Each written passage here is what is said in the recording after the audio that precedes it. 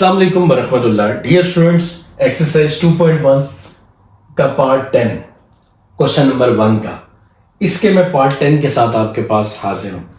y is equal to x की power 5/2 ये question है। सबसे पहले हम लोग करेंगे स्टेप 1।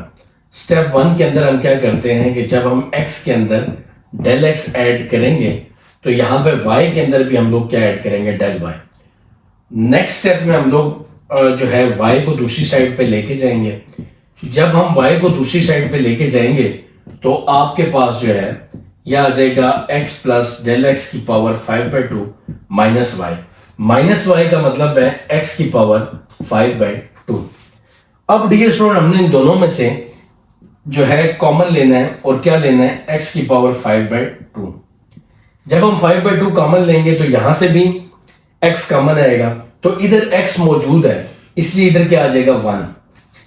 अब आप सोच रहे होंगे कि यहां से तो x की 5/2 कॉमन लेंगे, ये तो x है, देखिए ऊपर 5/2 भी है, तो जब हम इसको बाहर लेके आएंगे तो ये x की क्या हो जाएगा 5/2, तो ये 1 प्लस ये डेल x। अच्छा, इसके साथ x नहीं है, इसके साथ x था तो 1 आया। अब इसके साथ x नहीं है, इसके साथ x नहीं होता, उसको आप x के साथ क्या करते हैं, डिवाइड करते हैं। जब आप इसको डिवाइड करेंगे तो आपके पास जो है ये आ जाएगा, यहां पे आ जाएगा 1 और ये पूरा हो जाएगा आपके पास इस तरह से, ये ब्रैकेट हो जाएगी क्लोज। ठीक है, क्योंकि आप इन दोनों में से x की पावर 5/2 क्या कर चुके हैं, कॉमन ले चुके हैं। अब हम इसके ऊपर अप्लाई करते हैं बाइनोमियल थ्योरम। अब आप सोच रहे होंगे कि हम बाइनोमियल ही क्यों अप्लाई करते हैं। बाइनोमियल हम लोग इसलिए अप्लाई करते हैं क्योंकि आपको पता होगा कि अब यहां पे स्क्वायर या क्यूब नहीं है जिसका फार्मूला अप्लाई किया जा सके। तो जब किसी वैल्यू का फार्मूला ना बन रहा हो तो आप क्या करते हैं कि फिर आप उस पर बाइनोमियल लगाते हैं। तो आपके पास यहां पे जो डेल वाई है वो इक्वल आ जाएगा x की पावर 5/2 और अंदर क्या वैल्यू आएगी 1 प्लस एन एक्स। देखें n जो है ये ऊपर वाली पावर होती है, तो ये n हो गया और ये क्या हो गया x। अब x क्या है यहां पे, x ये डेल x बाई क्या है, x। इसी तरह 1 फैक्टोरियल नहीं लिखते क्योंकि 1 फैक्टोरियल का मतलब 1 फैक्टोरियल होता है, ये हम 2 फैक्टोरियल लिखते हैं। ठीक है, अब n into n minus 1, n into n minus 1 क्या है, n है 5/2।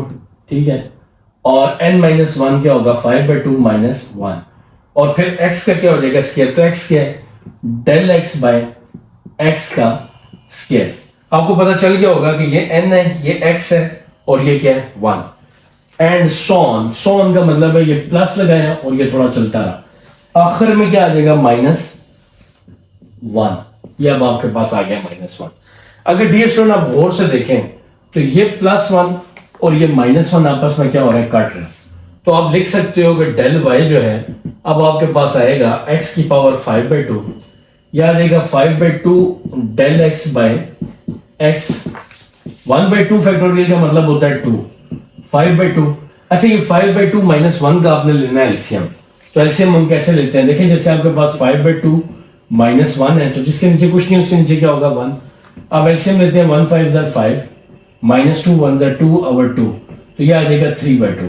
तो आप इसको डायरेक्टली लिख सकते हो 3/2 और ये आ जाएगा आपके पास डेल एक्स के स्क्वायर ओवर एक्स का स्क्वायर। अब इन दोनों में से आपने क्या करना है कि डेल एक्स को लेना है कॉमन।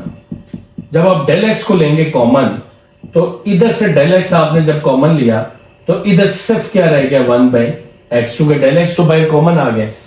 इसी तरह से 5 3 क्या हो जाएगा 15, 2 2 4, 4 2 क्या आ जाएगा 8।